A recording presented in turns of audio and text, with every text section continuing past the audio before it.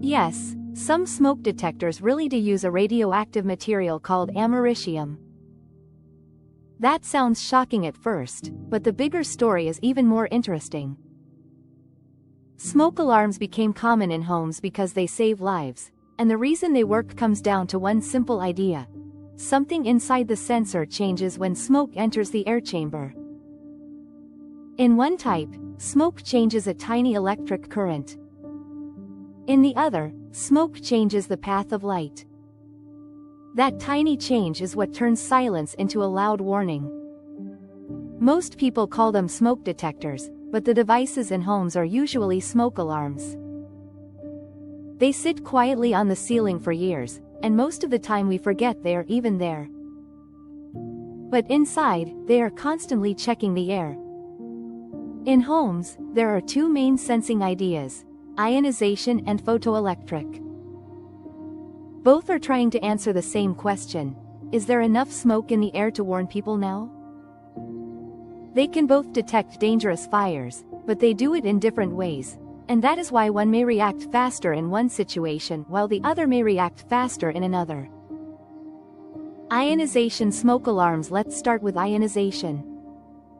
This is the type people often remember because it uses a very small amount of americium-241. Inside the alarm, that material helps create charged particles in the air. Think of it like a tiny invisible electrical river flowing between two plates. As long as that flow stays steady, the alarm stays quiet.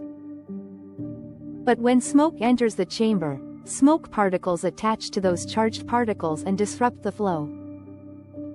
The current drops, and once that change reaches the alarm's trigger level, the siren goes off. That is the real job of the americium.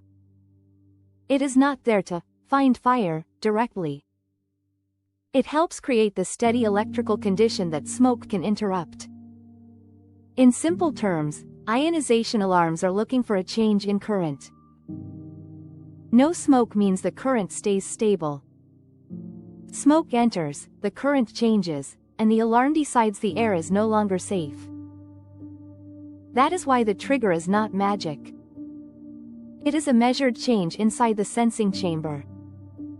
NIST explains that ionization-based alarms tend to react more quickly to the small dark soot particles often produced by fast flaming fires because those particles reduce the current more effectively.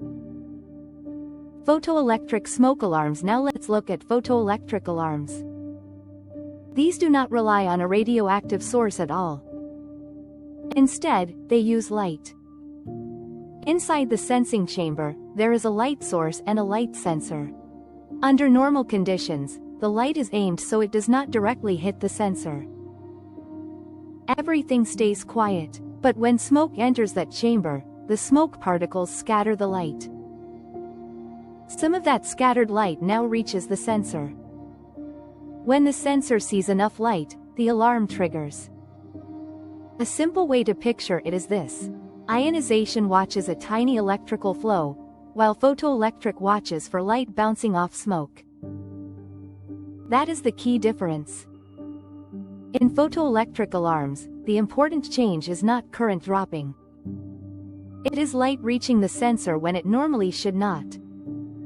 NIST says photoelectric detectors tend to be more sensitive to larger, lighter-colored particles, which are often associated with slow smoldering fires. Two detectors, two jobs. This is where the topic becomes really useful. Many people assume every smoke alarm reacts the same way. They do not. Ionization and photoelectric alarms detect smoke differently, so they often respond differently depending on the fire. NIST says both technologies can detect both smoldering and flaming fires, but each has its strengths. Ionization alarms tend to respond faster to flaming fires, while photoelectric alarms tend to respond faster to smoldering fires. USFA and NFPA both recommend having both technologies in the home, or using a dual sensor alarm that combines both. That is why the best way to explain this is: two detectors, two jobs. One is especially good at noticing the kind of smoke often produced by open flames. The other is especially good at noticing the kind of smoke often produced by slower, smoky fires.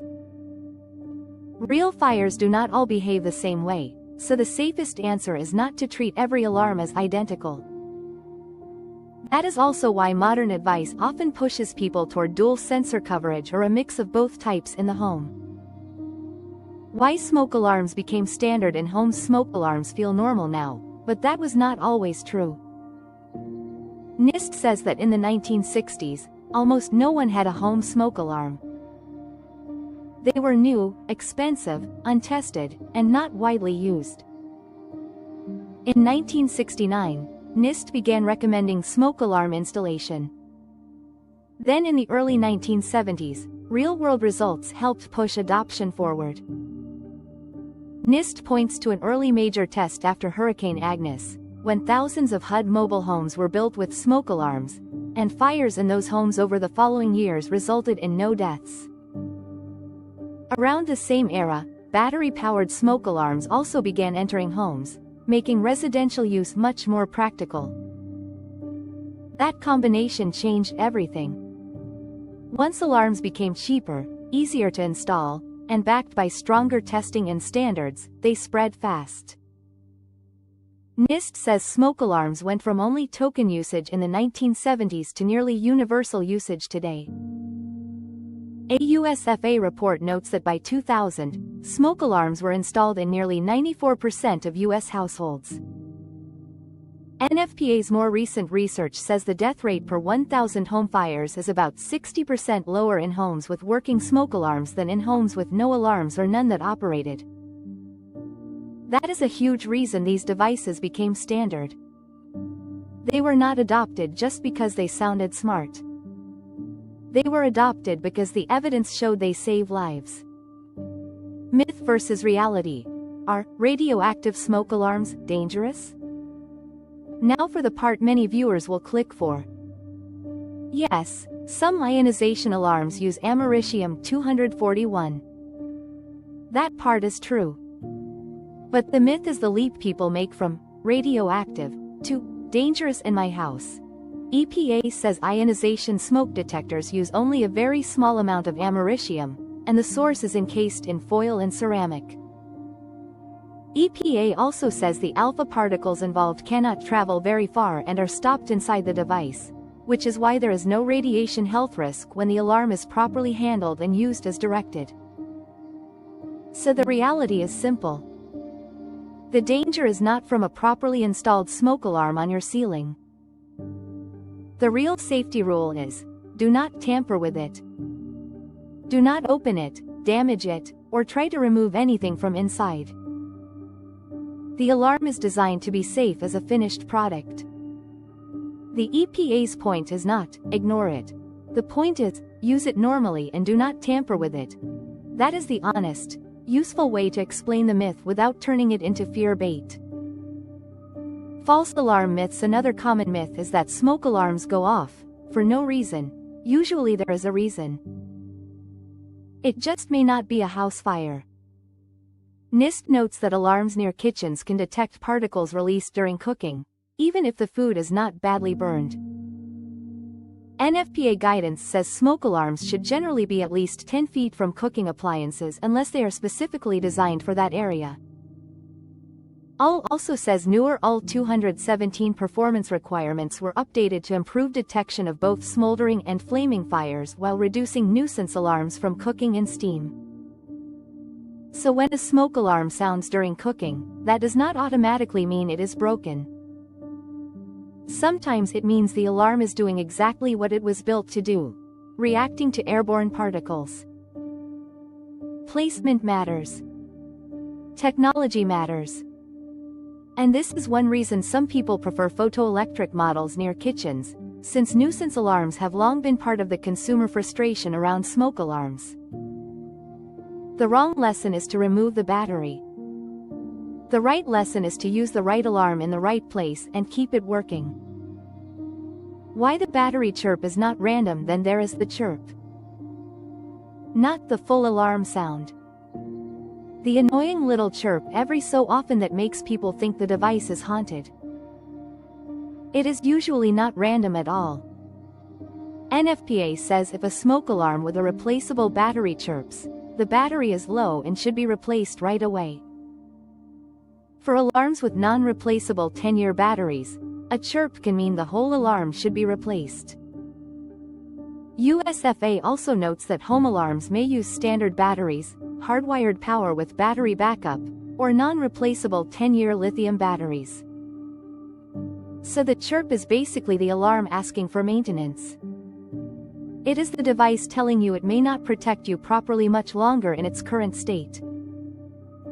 That is why the sound is designed to be hard to ignore. The best way to explain it is this: the main alarm means danger in the air right now.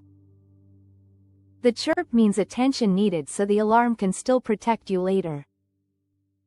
What the simple takeaway should be if you remember only one thing from this video, remember this. Smoke alarms do not all sense danger the same way.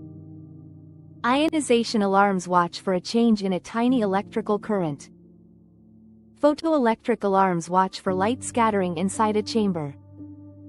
Those are two different sensing ideas, and that is why they respond differently in different fire conditions. USFA recommends having both ionization and photoelectric alarms or using dual sensor alarms. It also recommends putting alarms inside every bedroom, outside each sleeping area, and on every level of the home, and replacing alarms 10 years from the manufacture date. Interconnected alarms are even better because when one sounds, they all sound. So that is the real answer to how smoke detectors work. One changes because smoke interrupts ions. The other changes because smoke scatters light. That tiny internal change is what triggers the alarm that can wake people up and give them time to escape. Smoke alarms became standard in homes because research, testing, and real-world results showed they work. And the myth about radioactive alarms only sounds scary until you understand what the EPA actually says. They are safe when used as directed, and you should never tamper with them. If you enjoyed this video, please like, share and subscribe. Then tap the bell icon to turn on all notifications so you never miss any of our future videos.